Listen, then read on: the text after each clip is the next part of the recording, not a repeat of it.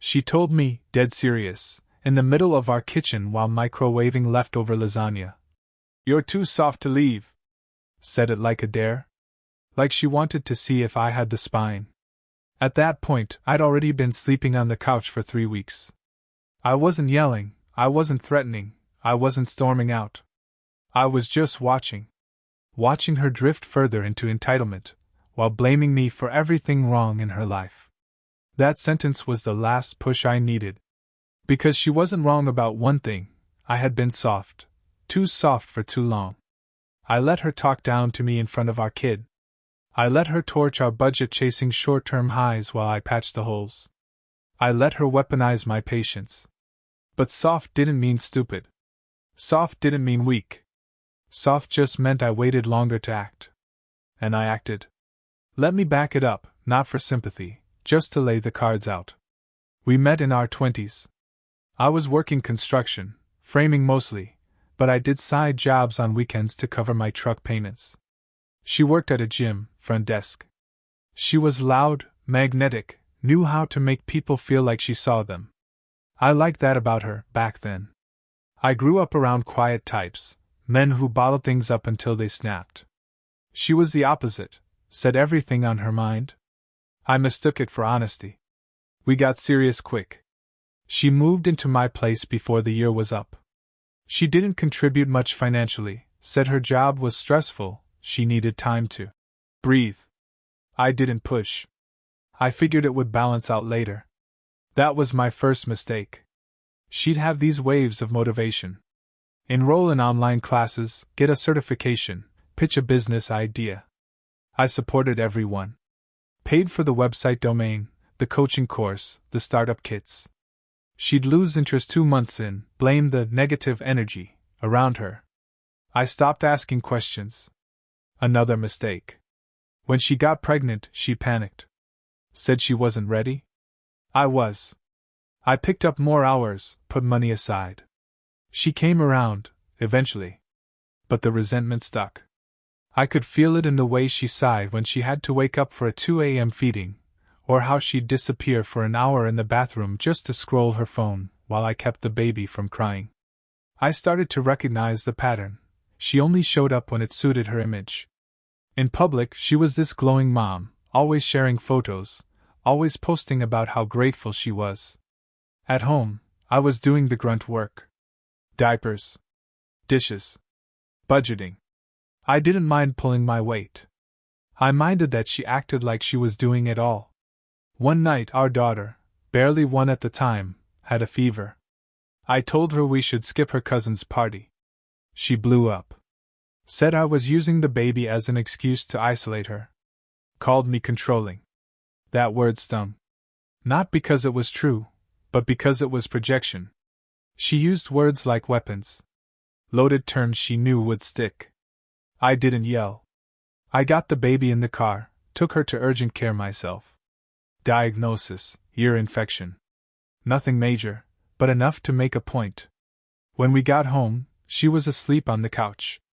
Not even a text asking how it went. That was the night something cracked. I started journaling, not some deep, emotional shit. Just facts. Dates. Incidents. Things she said. Things she did. I wasn't planning a case against her. I just needed to know I wasn't imagining it.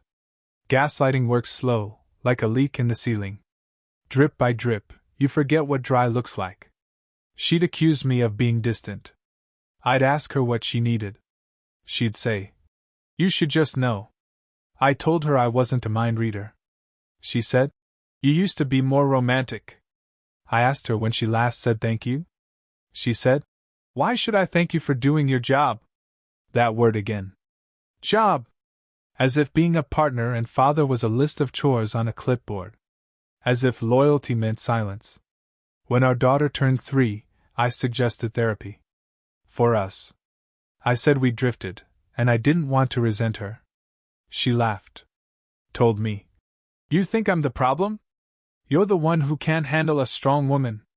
That was her default. Flip the blame. Make it about her strength. Any time I pushed back, I was intimidated or emotionally underdeveloped. I started seeing a therapist on my own. Paid cash. Didn't tell her. I needed a place to say things without getting interrupted, twisted, mocked.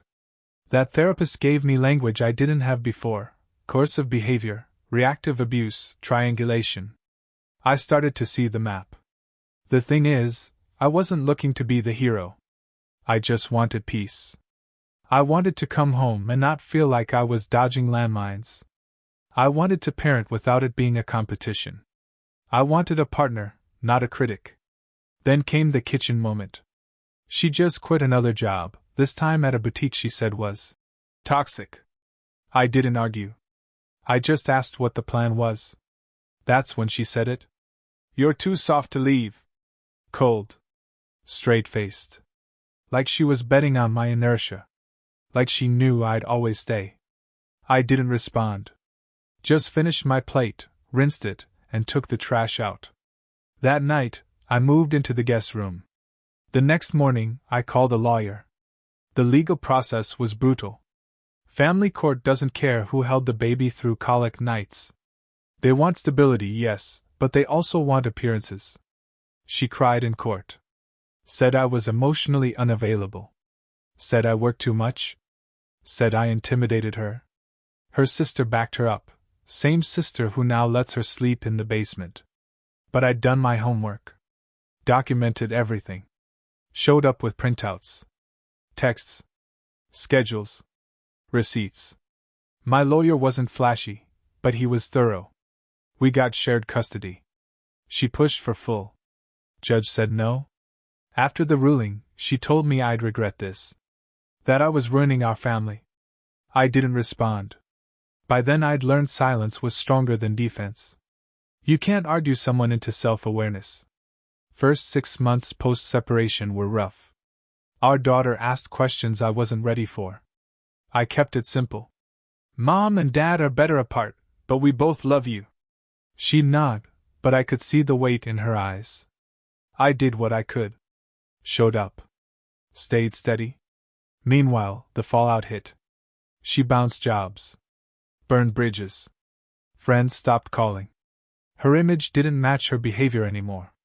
Without me absorbing the impact, people started seeing it for themselves. I didn't gloat. I didn't tell anyone. "I told you so." That part took discipline.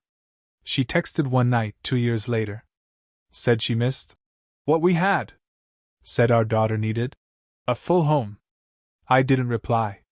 Blocked the number. I'd already learned that pity is not a strategy. I wasn't cold. I was done. Now she's 36, jobless, and living in her sister's basement with our kid on weekends. I pay child support.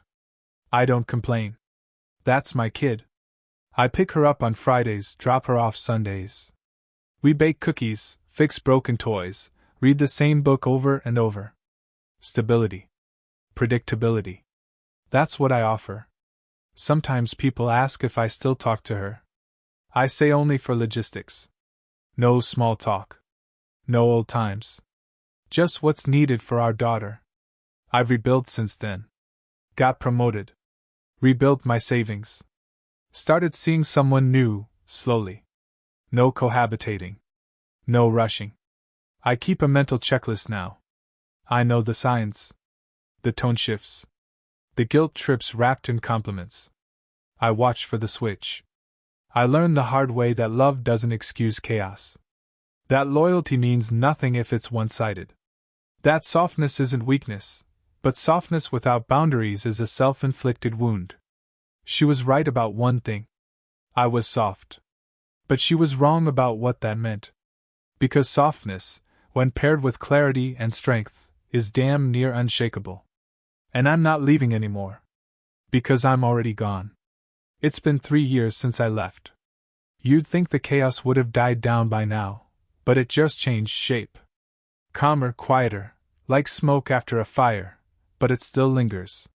She's still in the basement. Same sister's place. Different excuses every month. The market's impossible. Childcare's too expensive. No one's hiring.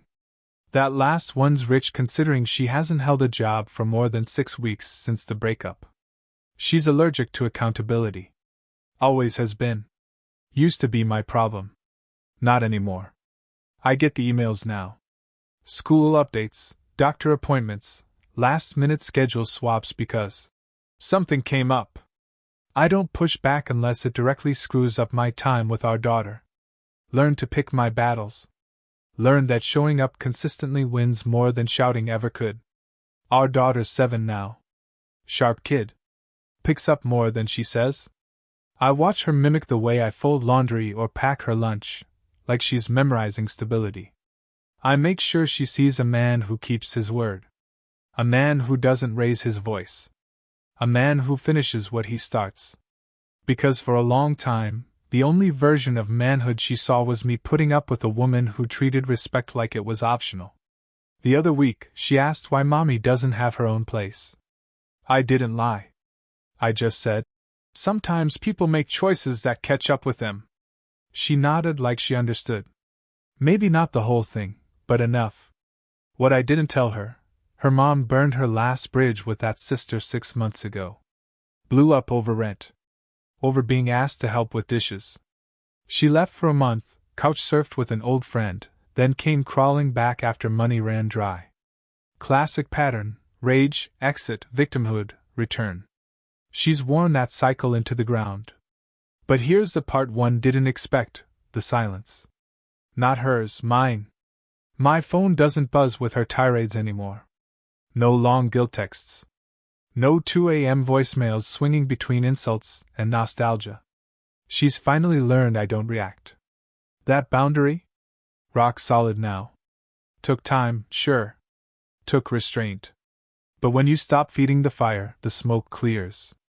I've been seeing someone, Sarah, for a year and a half. She's divorced too. 2 boys. We keep it light around the kids. No overnights when they're home. No blended family, TikTok fantasies. We're both rebuilding. No one's playing savior. That alone makes it work. Sarah asks questions my ex never did. Real ones. Like, what does peace look like for you? Or, what parts of yourself did you bury just to keep the peace? I'm still figuring it out. But it's the first time in years I'm answering to someone who listens instead of waiting for their turn to talk. Finances are cleaner now. No surprise Amazon packages. No Venmo notifications from nail salons while the rent sat unpaid. I keep a spreadsheet. I automate what I can. I don't give out access. Learn that the hard way too. My health's better. Blood pressure's down. No more stress migraines. I sleep deeper. I laugh more. I get through a day without feeling like I'm walking on glass barefoot. But I still check myself sometimes, still brace for the old patterns to show up in new places. Like when Sarah cancels plans last minute. Or when she asks for space. There's this reflex to go into defense mode, to prepare for emotional ambush.